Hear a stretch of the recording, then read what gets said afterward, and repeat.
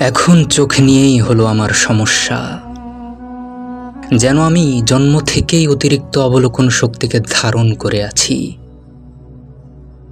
প্রতিটি বস্তুর বর্ণচ্ছটা বিকীর্ণ হচ্ছে আমার দৃষ্টিতে। মানুষ যখন কোনো বর্ণের বিবরণ দান করে, আমি বুঝতে চেষ্টা করি। আমি বুঝতে পারি না তোমরা কি করে কোনো রঙিন জিনিসের নাম নির্ধারণ কিংবা শস্যক্ষেত্র দেখে আপ্লুত হয়ে বলে ওঠো সবুজ সবুজ। আমি যখন সবুজের দিকে তাকাই, সে আর সবুজ থাকে না। আমি গলিত মথিত সবুজের সাথে নিজেকেও সবুজাভ দেখি।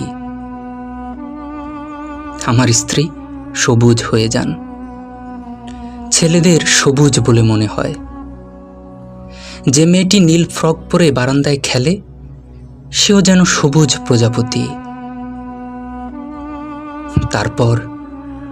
তারপর শুরু হয় সবুজের পীড়ন। সবুজ আমার চোখে আঘাতের মতো বাজতে থাকে।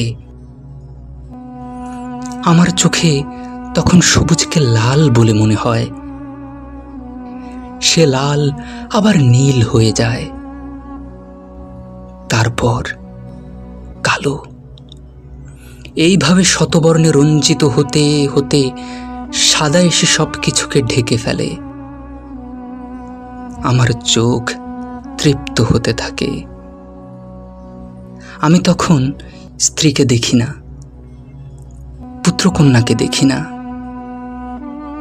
না, আমি দৃষ্টিভ্রমের কথাও বলছি না। আমার চোখে কোনো অসুখ নেই। ডাক্তার অদূত আমার চশমার প্রয়োজন আছে বলে মনে করেন না। সম্ভাব্য দূরত্ব থেকে আমি প্রতিটি অক্ষর ঠিকমতো পড়তে পারি।